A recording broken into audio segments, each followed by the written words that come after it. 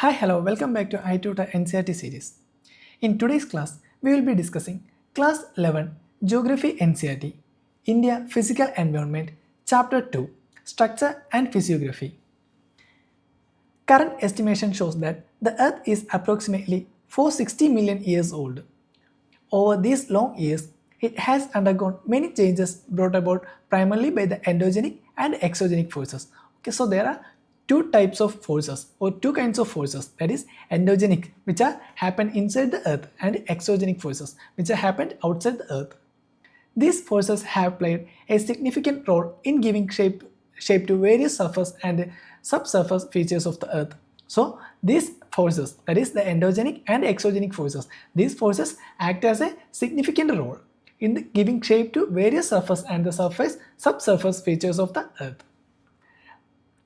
The Indian plate was to the south of the equator millions of years ago. Okay, so the Indian plate, that is the Indian plate was south to the equator, okay, south of the equator millions of years ago. It was much larger in size and the Australian plate was a part of it. Okay, so it was much larger in size. The Indian plate was a larger in size and the Australian plate, that was also a part of the Indian plate. Over millions of years, this plate broke into many parts and the Australian plates moved towards the southeastern direction. Okay, so over millions of years, what happened? This plate broke into many parts and the Australian plate moved towards the southeastern direction and the Indian plate to the north. Okay, so the Indian plates that consist also the Australian plates in millions of years ago, but over millions of years, this plate broke and that formed to many parts. At that time, the Australian plate moved to the southeastern direction and the Indian plate to the northern direction. This northward movement of the Indian plate is still continuing and it has significant consequences on the physical environment of the Indian subcontinent. Okay, so this northward movement is still continuing. Now, it is primarily through the interplay of these endogenic and exogenic forces and later movements of the plates that the present geological structure and geomorphologic process active in the Indian subcontinent came into existence. Based on the variations in the geological structure and formations, India can be divided into three geological divisions. Okay, so the India can be divided into three geological divisions based on the variations in its geological structure and formation. Okay, based on the variation in its geological structure and formation. Okay, we can divide India into three geological divisions. The first one is the peninsular block, then the Himalayas and other peninsular mountains. Then final one is Indo-Ganga-Brahmaputra plain. Now, first one, the peninsular block. The northern boundary of the peninsular block may be taken as an irregular line running from Kutch along the western flank of the Aravalli range near Delhi and then roughly parallel to the Yamuna and the Ganga as far as Rajmahal Hills and the Ganga Delta. Okay, so this is the location. First one, northern boundary of the peninsular block may be taken as an irregular line. Okay, it's an irregular line that's running from the Kutch along the western flank of Aravalli range near Delhi and then roughly parallel to the Yamuna and the Ganga as far as the Rajmahal Hills and the Ganga Delta. Apart from this, the Karbi Analog and the Meghalaya Plateau in the northeast and Rajasthan in the west are also extension of this block. Okay, so apart from this, the Karbi and Anglong and Meghalaya Plateau, this is in the northeast, and the Rajasthan in the west are also the extension of this block. The northeastern parts are separated by the Malda Fault in West Bengal from the Chota Nagpur Plateau. Okay, so the northeastern part that is separated by the Malda Fault in West Bengal from the Chota Nagpur Plateau. In Rajasthan, the desert and other desert-like features overlay this block. Okay, so in the Rajasthan region, the desert and the other desert-like features they overlay the block. The peninsula is formed essentially by a great complex of very ancient gneisses and granite. Okay, gneisses and granite, which constitute a major part of it. Okay, so it's mainly formed of the ancient gneisses and granites, which constitutes a major part of it. Since the Cambrian period, The peninsula has been standing like a rigid block, with the exception of some of its western coast, which is submerged beneath the sea, and some other parts changed due to the tectonic activity without affecting the original basement. As a part of the Indo-Australian plate, it has been subjected to various vertical movements and block faulting. The rift valleys of the Narmada, the Tapi, and the Mahanadi and the Satpura block mountains are some examples of it. Okay, so the rift valleys of Narmada, the Tapi, and the Mahanadi, and the Satpura block mountains. These are some examples of this. The peninsula mostly consists of relict and residual mountains like the Aravalli Hills, the Nalamala Hills, the Javadi Hills, the Velikonda Hills, the Palkonda Range, and the Mahendragiri Hills, etc. Okay, so the peninsula mostly consists of mountains like Aravalli, Nalamala, Javadi, Velikonda, and Palkonda Range. Okay, also the Mahendragiri. The river valleys here are shallow with low gradients. Most of the east flowing rivers form deltas before entering into Bay of Bengal. So the east flowing rivers are finally entering into Bay of Bengal, and they form delta before entering into Bay of Bengal. The delta formed by the Mahanadi, the Krishna, the Kaveri, and the Godavari are important examples. Okay, so these are some of the rivers which form delta before entering into the Bay of Bengal. Moving forward, the second one is the Himalayas and other peninsular mountains. The Himalayas, along with other peninsular mountains, are young, weak, and flexible in the geological structure, unlike the rigid and stable peninsular block. Consequently, they are still subjected to the interplay of exogenic and endogenic forces, resulting in the development of faults, fold, and truss plains. Okay, so the Himalayas and other peninsular mountains are young, weak, and flexible in their geological structure, unlike the rigid and stable peninsular block. Okay, we know the peninsular block is rigid and stable, but the Himalayan mountains are young, weak, and flexible. Consequently, they are still subjected to interplay of exogenic and endogenic forces. Okay, so they are still subject to the exogenic as well as endogenic forces, and this results in the development of fault, fold, and truss plains. These mountains are tectonic in origin. Okay, so these mountains are tectonic in origin, dissected by fast flowing rivers which are the youthful stage. Various landforms like gorges, V-shaped valleys, rapids, waterfalls, etc. are indicative of this stage. Okay, so that's about the Himalayas and other peninsular mountains. What is the characteristics of Himalayas and other peninsular mountains? They are young, weak, and flexible. Okay, and also they are still subject to interplay of exogenic and endogenic forces, and which resulting in the development of fault, fold, and truss plains. Then these mountains are tectonic in origin and fast flowing rivers which are in their youthful stages. Then various landforms such as gorges, V-shaped valleys, rapids, waterfalls, etc. are indicative of this stage. Now last one is Indo-Ganga-Brahmaputra plain. The third geological division of India comprises the plains formed by the river Indus, the Ganga, and the Brahmaputra. Originally, it was a geosynclinal depression which attained its maximum development during the third phase of the Himalayan mountain formation approximately about 64 million years ago. Since then, it has been gradually filled by the sediments brought by the Himalayan and peninsular rivers. Average depth of alluvial deposit in these plains ranges from 1000 to 2000 meter. Okay.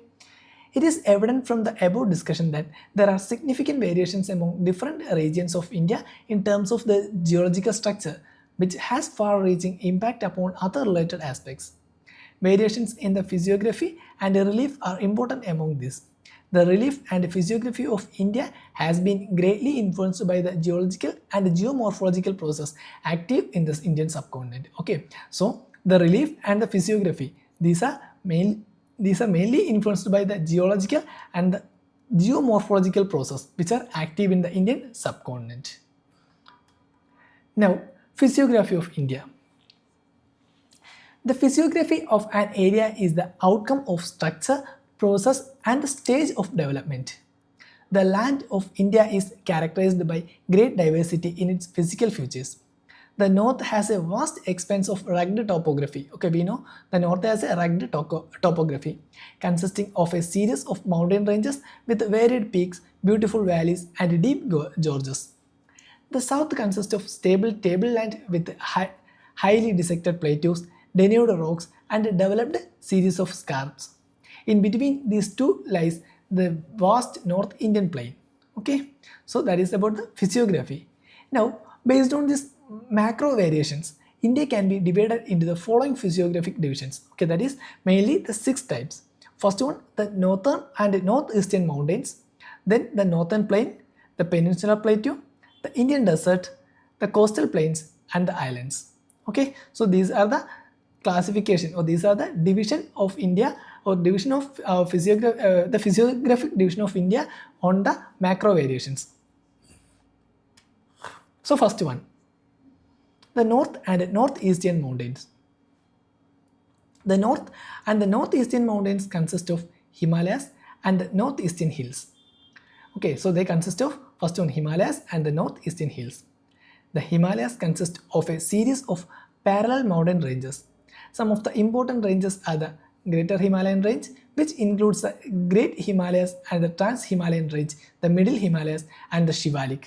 Okay, so mainly the first one is the Great Himalayan Range, that is which include Great Himalayas, then Trans-Himalayan Range, the Middle Himalaya and Shivalik ranges.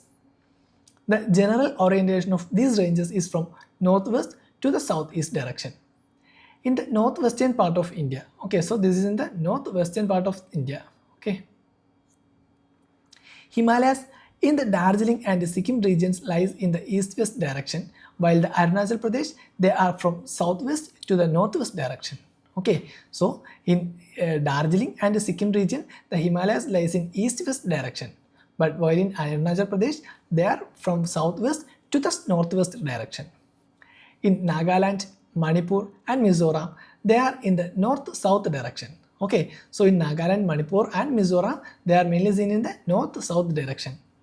The approximate length of the Great Himalayan Range, also known as Central Axial Range, is 2500 km from east to west, and the width varies between 160 to 400 km from north to south. Okay, so it's a range that is from east to the central axial range, that is 2500 km from east to west, and the width varies between 160 to 400 km from north to south. It is also evident from the map that Himalayas stand almost like a strong and long wall between the Indian subcontinent and the Central and East Asian countries. So the Himalayas stand as a great wall or a long wall between Indian subcontinent and the Central and East Asian countries. Okay, so the Himalayas stand as a wall between Indian subcontinent and the Central and East Asian countries. Himalayas are not only the physical barriers, they are also climatic, drainage and cultural divide. There are large-scale regional variations within Himalayas. Okay, so there are some large-scale regional variations within the Himalayas. On the basis of relief, alignment of ranges and other geomorphological features, the Himalayas can be divided into following subdivisions. Okay, so on the basis of relief, alignment of ranges and other geomorphological features, the Himalayas can further divided into following subdivisions. That is, first one, Kashmir or Northwestern Himalayas, Himachal and Uttaranchal Himalayas, Darjeeling and Sikkim Himalayas, then Arunachal Himalayas, final one, Eastern Hills and Mountains. Okay, so these are the another classifications of Himalayas. That is, first one, Kashmir and Northwestern Himalayas, Himachal and Uttaranchal Himalayas, Darjeeling and Sikkim Himalayas, Arunachal Himalayas, then finally Eastern Hills and Mountains. Okay, so these are the classification of Himalayas. Next one is Kashmir or Northwestern Himalayas. So it comprises a series of ranges such as Karakoram, Ladakh, Saskar and Pir Panjal. Okay, so the Kashmir Himalayas or the Northwestern Himalayas comprises of the Karakoram, Ladakh, Saskar and the Pir Panjal ranges. The northeastern part of the Kashmir Himalayas is a cold desert, which lies between the Greater Himalayas and the Karakoram ranges. Okay, so the northwestern part of Kashmir Himalayas or the Northwestern Himalayas, that is cold desert, and which lies between the Greater Himalayas and the Karakoram ranges. Between the Great Himalayas and the Pir Panjal range lies the world famous valley of Kashmir and the famous Dal Lake. Okay, so between the Great Himalayas and the Pirpanjal range. There we can see the Great Valley of Kashmir and the famous Dal Lake. Now, important glaciers of South Asia such as Baltoro and Siachen are also found in this region. Okay, so the Baltoro and the Siachen glaciers are also found in this region, that is in the Kashmir Himalayas. The Kashmir Himalayas are also famous for Kareva formation, which are useful for the cultivation of saffron, that is a local variety of saffron. Some of the important passes of the region are Sojila on the Great Himalayas, Banihal on the Pirpanjal, Fotula on the Saskar, and Kardangla on the Ladakh ranges. Okay, so these are some of the important passes. That is Sojila lies in the Great Himalayas, Banihal on the Pirpanjal range, then Fotula on the Saskar range, and Kardangla, that is on the Ladakh range. Some of the important fresh lakes such as Dal and Ular and the saltwater lakes such as Pangong Tso and Somori, these are also found in this region. Okay. Now, the Kashmir and the northwestern Himalayas are well known for their scenic beauty and a picturesque landscape. The landscape of Himalayas is a major source of attraction for adventure tourists. Some famous places of pilgrimage such as the Vaishno Devi, Amarnath Cave, Charare Sharif, etc. are also located here, and the large number of pilgrims visit these places every year. Okay, so that's about the Kashmir or northwestern Himalayas. Once again, it comprises of mainly the Karakoram, Ladakh, Saskar and Pirpanjal ranges. Then the northeastern part of this region is cold desert and which lies between Greater Himalayas and the Karakoram ranges. Now, between the Great Himalayas and the Pirpanjal range, there is the famous Valley of Kashmir and the famous Dal Lake found. Then important glaciers such as the Baltaro and Siachen are also found in this region. Then the Kashmir Himalayas are also famous for Karve formation that are useful for the cultivation of saffron, that is a local variety of saffron. Then important passes such as Sojila, Benihal, Fortula, then Kardangla and Kardangla, these are also found in this region. Now, Srinagar is located on the banks of Jhelum River. Dal Lake in the Srinagar present an interesting physical feature. Jhelum in the valley of Kashmir is still in its youth stage and yet forms meanders, that is a typical feature associated with the mature stage of evolution of fluvial land. Okay.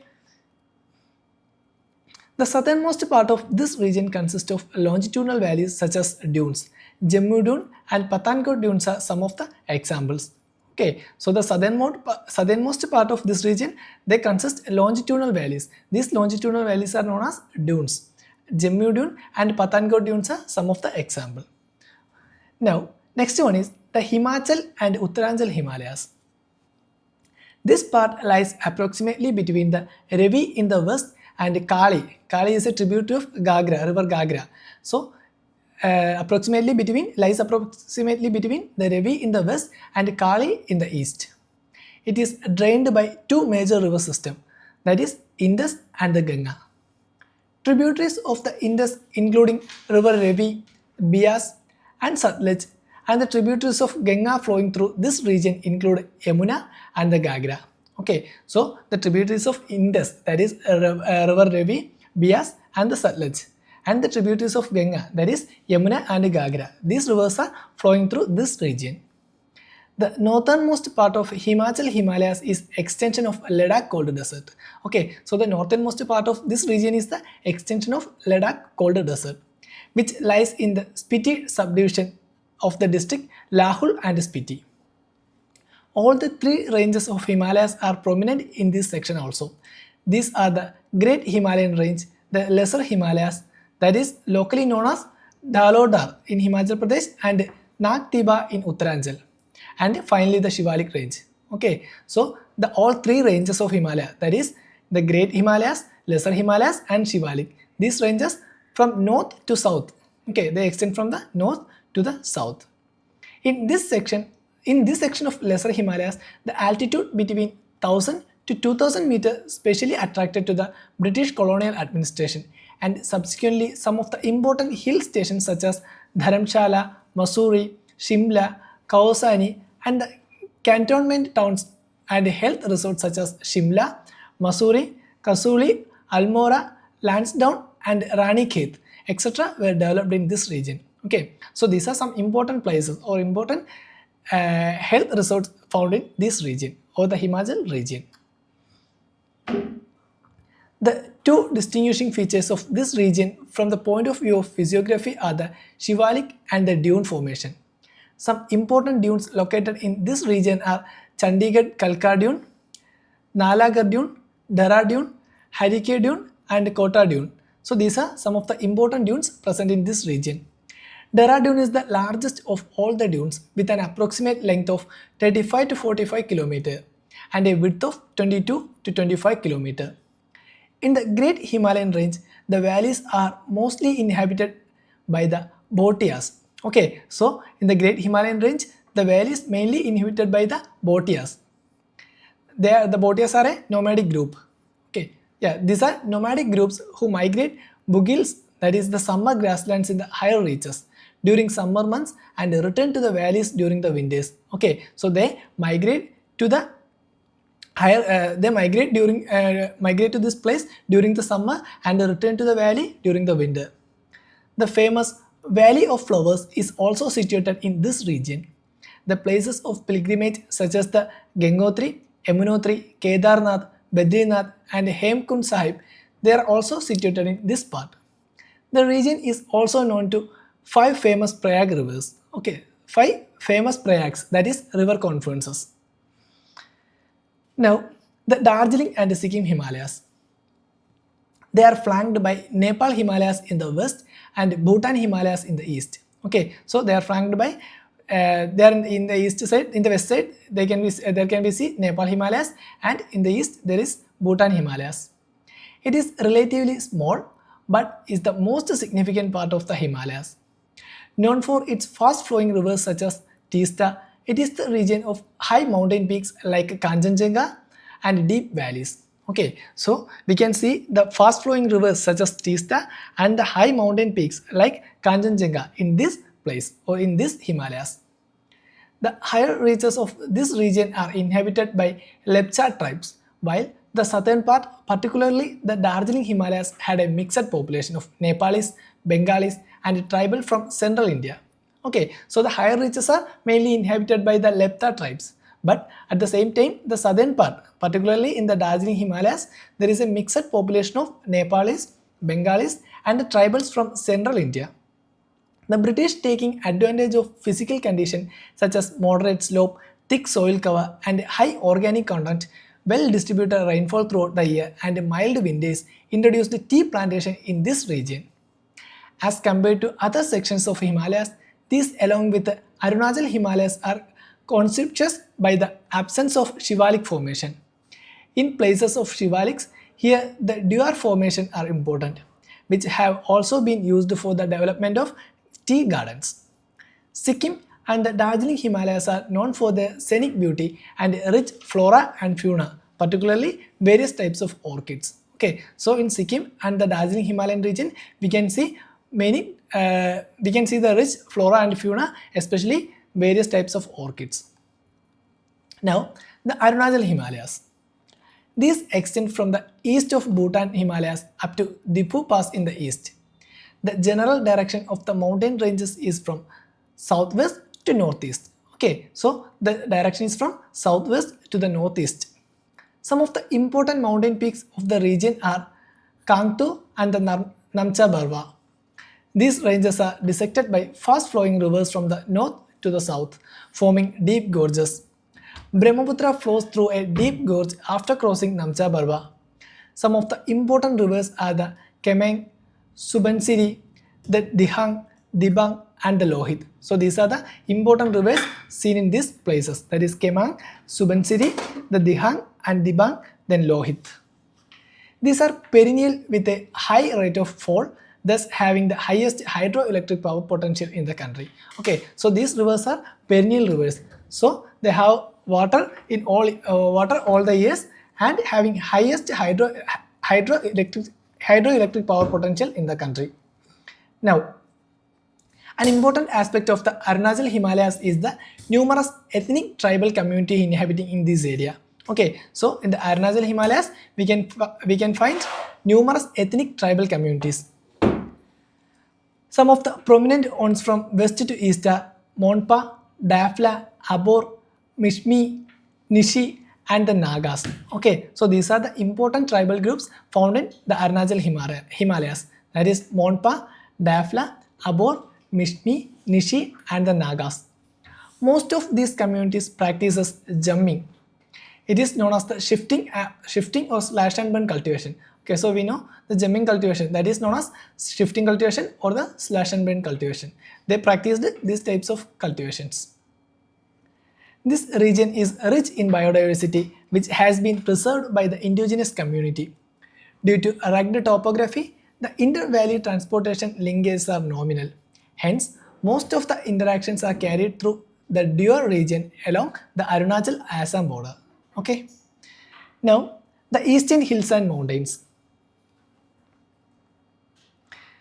These are part of Himalayan mountain system having their general alignment from the north to south direction. They are known by different local names. In the north, they are known as Patkai-Bum, Naga Hills, the Manipur Hills, and the south it is known as Mizo or Lushai Hills.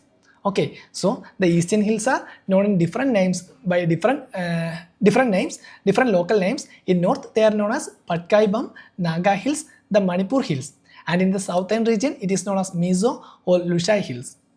These are low hills inhabited by numerous tribal groups practicing gem cultivation. Most of these ranges are separated from each other by numerous small rivers. Okay, so these ranges are mainly separated by numerous small rivers. The Barak is an important river in Manipur and Mizoram. So there is an important river which is called Barak. That's an important river in the Manipur and Mizoram region, Mizoram states.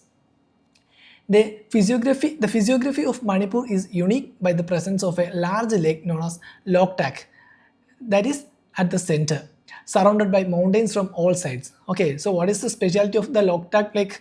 That is, it is surrounded by mountains from all sides. Mizoram, which is also known as the Molasses Basin, which is made up of soft unconsolidated deposits. Most of rivers in Nagaland form the tributary of the Brahmaputra, while the two rivers of Mizoram and Manipur are the tributaries of the Barak River, which in turn is the tributary of Meghna. The rivers in the eastern part of the Manipur are the tributaries of Chinwin, which in turn is the tributary of the Airavati of Myanmar. Okay, so these are tributaries of many other rivers. So that's about the Himalayan region. Look at this. We already discussed about the classification or division of Himalayas. First one, the Kashmir or Northwestern Himalayas. Then Himachal and Uttaranchal Himalayas, Darjeeling and Sikkim Himalayas, Arunachal Himalayas, and the eastern hills and mountains. Now, so that's about the north and northeastern mountain. Okay. Next one is the northern plain. Northern plains.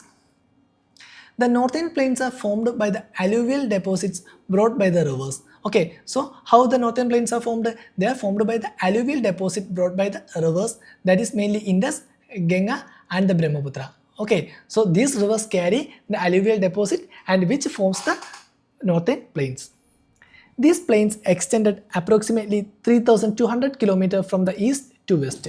Okay, so from east to west, these ranges are approximately extend approximately 3,200 kilometers. The average width of the plains varies between 150 to 300 km. The maximum depth of alluvium deposit varies between 1,000 to 2,000 meter. From the north to the south, these can be divided into three major zones, that is the Babar, Terai, and the alluvial plains. And the alluvial plains are further divided into Khadar and Bangar. So there are four classifications: the Babar, Terai, Khadar, and Bangar. Okay. So look at this. What is Babar? Babar is a narrow belt ranging between 8 to 10 km parallel to the Shivalik foothills at the breakup of the slope.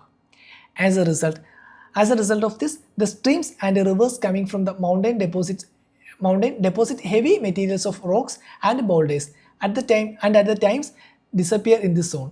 Okay, so rivers also disappear in this zone, and the streams and rivers coming from the mountains deposit heavy materials of rocks and boulders in this region, and they also disappear. The rivers also disappear in this zone. South of Baba is the Terai belt with an approximate width of 10 to 20 km, where most of the streams and rivers re-emerge. Okay, so in this region, the rivers and the streams are re-emerged. Okay, so that is the south of Babar. And without having any proper demarcated channel, thereby creating marshy and swampy condition known as the Terai. Okay, so they created a marshy and the swampy condition, and which is known as Terai. This has a luxurious growth of natural vegetation and houses a varied of wildlife. So in this region, we can find a luxurious vegetation, that is luxurious natural vegetation and a varied wildlife.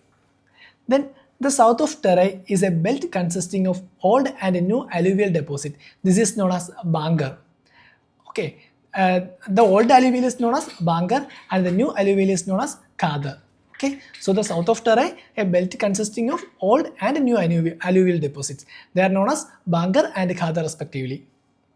These plains have characteristic features of mature stage of fluvial, erosional and depositional landforms such as sandbars, meanders, oxbow lakes and braided channels. The Brahmaputra plains are known for the riverine island and the sandbar. Okay, so the Brahmaputra we know which is the largest riverine island, that is mainly found in the Brahmaputra region. Comment below. Now, most of these areas are subjected to periodic floods and shifting river courses forming braided streams. Okay, so these regions are mainly affecting the periodic floods and shifting river courses which forming braided streams. The mouth of these mighty rivers also form some of the largest deltas of the world. We know the Sundarban deltas are also because of the formed by the Ganga and Brahmaputra rivers. So the famous Sundarban delta is example for this kind of these deltas. Otherwise, this is a featureless plain with a general elevation of 50 to 150 meter above the mean sea level. The states of Haryana and Delhi form a water divide between the Indus and the Ganga river system. As opposed to this, the Brahmaputra river flows from northwest to the southwest direction before it takes an almost 90 degrees southward turn at Dhubri before it enters into the Bangladesh. The river valley plains have a fertile alluvial soil which support a variety of crops like wheat, rice, sugarcane and jute, and hence it supports a large population. Okay, so that's why the plain areas are too populated or mainly populated region of the country. Next one is the peninsular plateau. Rising from the height of 150 meter above the river plains up to an elevation of 600 to 900 meter is the irregular triangle known as the peninsular plateau. Okay, so it's an irregular triangle. Delhi Ridge in the northwest, that is an extension of Aravalli, and the Rajmahal Hills in the east, Gir Ranges in the west, and the Cardamom Hills in the south constitute the outer extent of the peninsular plateau. Okay, so these are the outer extension of the peninsular plateau. In northwest, Delhi Ridge, that is the extension of Aravallis. Then in the east region, the Rajmahal Hills. In west, the Gir Ranges, and south, Cardamom Hills. Okay, so these are the outer extension of peninsular plateau. However, the extension of this is also seen in the northeast in the form of Shillong and Karbi Anglong plateau. Okay, so also the extension can be seen in the northeast in the form of Shillong and Karbi Anglong plateau. The peninsula India is made up of a series of padland plateaus such as the Hazaribagh plateau, the Palamu plateau and the Ranchi plateau. Then also the Malwa plateau, the Coimbatore plateau and the Karnataka plateau can be seen in this region. This is one of the oldest and the most stable landmass of the India. The general elevation of the plateau is from west to east, which is also proved by the pattern of flow of rivers. Now, some of the important physiographic features of this region are tors, block mountains, rift valleys, spurs, bare rocky structures, series of hummocky hills and wall-like quartz dikes offering natural sites for water storage. The western and northwestern part of the plateau has an empathetic presence of black soil. Okay, so in the plateau region, mainly the black soil is presented. The peninsular plateau has undergone recurrent phases of upliftment and submergence accompanied by crustal faulting and fractures. The Bhima Fault needs special mention because of its recurrent seismic activities. These spatial variations have brought in element of diversity in the relief of peninsular plateau. The northwestern part of the plateau has a complex relief of ravines and gorges. The ravines of Chambal, Binda, Morena are some of the well-known examples. Okay, so these are some of the examples for ravines, that is Chambal, Binda and Morena. On the basis of prominent relief features, the peninsular plateau can be divided into three broad groups. Okay, so the peninsular plateau can be further divided into three broad groups on the basis of relief features. The first one is the Deccan Plateau, second one is the Central Highland, and third one is the Northeastern Plateau. So, first one, the Deccan Plateau. This is bordered by the Western Ghat in the west, Eastern Ghat in the east, and Satpura, Michael Range, and the Mahadev Hills in the north. Okay, so the Deccan Plateau is bordered by Western Ghats in the west, Eastern Ghats in the east, and the Satpura, Michael Range, and Mahadeva Hills in the north. Western Ghats are locally known by different names such as Sahyadri in Maharashtra, Nilgiri Hills in Karnataka and Tamil Nadu, and Annamalai Hills and Cardamom Hills in Kerala. So the Western Ghats are known by different names such as the Sahyadri in Maharashtra, Nilgiri Hills in Karnataka and Tamil Nadu, then Annamalai Hills and Cardamom Hills in Kerala. Western Ghats are comparatively higher in elevation and more continuous than the Eastern Ghats. So the Western Ghats are continuous ranges and they can be only crossed by passes. Their average elevation is about 1500 meter with height increasing from north to south. Anamudi, that is 2695 meter, is the highest peak of Peninsular Plateau, is located in the Annamalai Hills of the Western Ghats, followed by Dhodabetta on the Nilgiri Hills. So the highest peak in Western Ghats is Anamudi and second one is Dhodabetta. Most of the peninsular rivers have their origin in the Western Ghats. Eastern Ghats comprising the discontinuous and low hills and highly eroded by rivers such as the Mahanadi, Godavari, Krishna, Kaveri, etc. Some of the important ranges including the Javadi Hills, the Palkonda Hills and Nallamalai Hills, then Mahendragiri Hills. These are mainly in the east, mainly in these ranges, that is the Deccan Plateau ranges. The eastern and western Ghats meet each other at the Nilgiri Hills. Now second one is Central Highlands. They are bounded to the west by Aravalli Ranges. Okay, so the Central Highlands are bounded to the west by the Aravalli Ranges. The Satpura Range is formed by a series of scrapped plateaus on the south, generally at an elevation varying between 600 to 900 meter above the mean sea level. This forms the northernmost boundary of the Deccan Plateau. Okay, so this is the northernmost boundary of Deccan Plateau.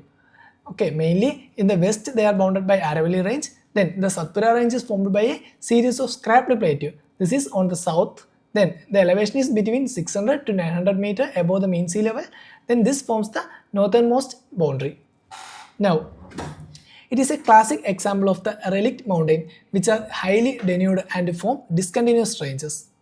The extension of the Peninsular Plateau can be seen as far as Jaisalmer in the west, where it has been covered by longitudinal sand ridges and crescent-shaped sand dunes.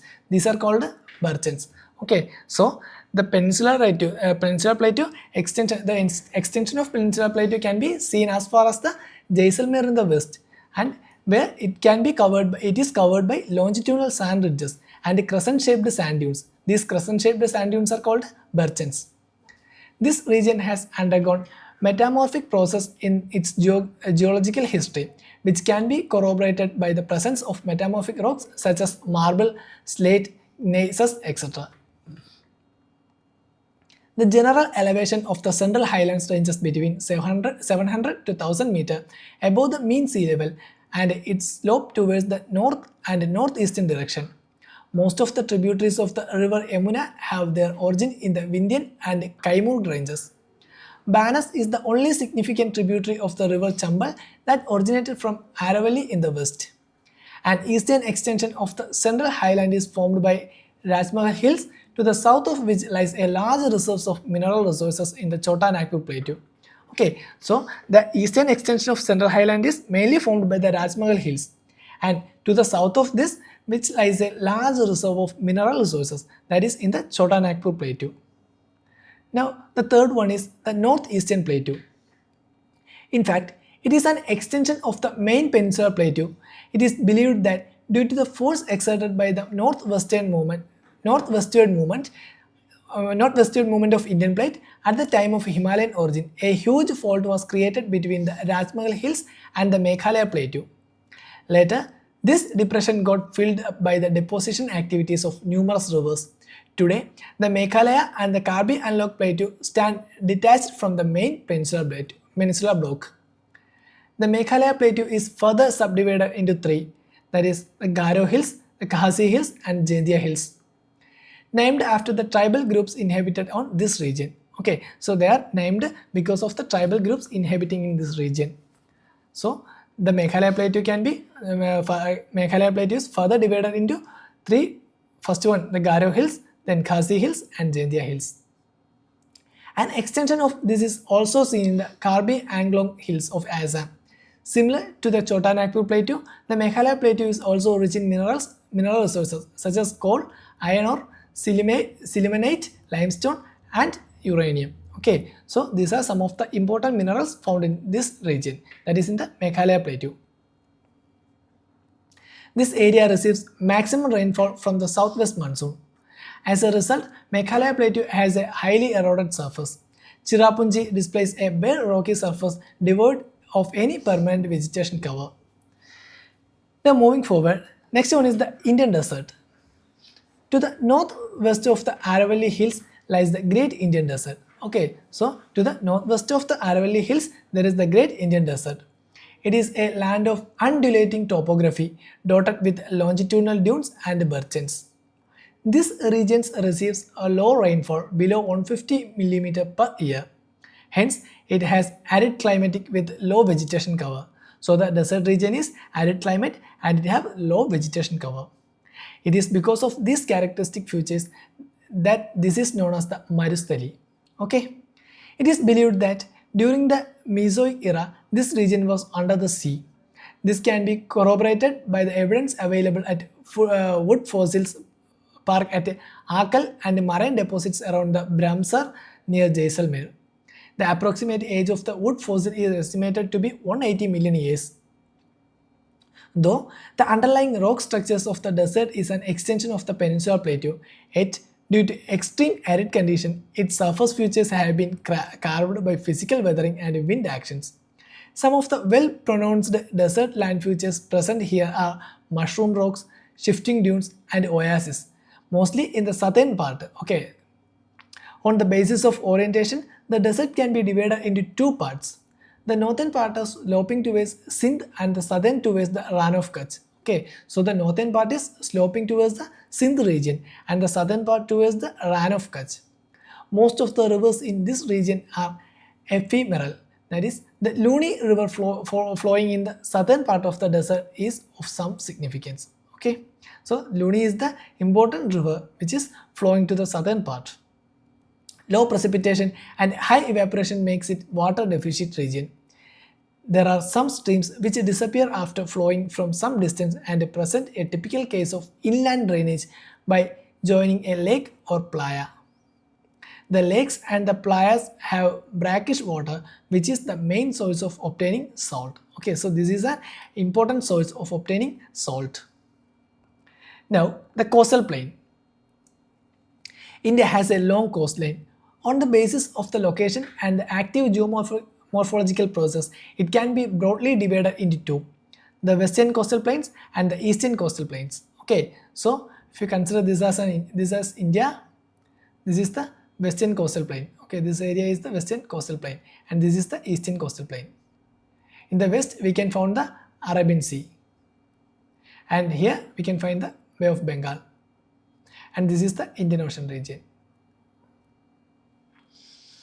The western coastal plains are an example of submerged coastal plains. Okay, so this is the western coastal plain and this is eastern coastal plain.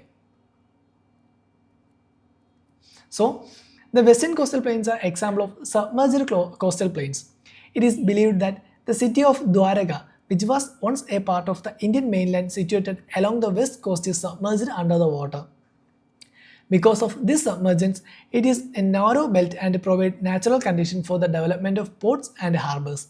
Okay, so because of a small coast, okay, or because of the narrow part or narrow coast, it is mainly used for the natural condition for the development of ports and harbors.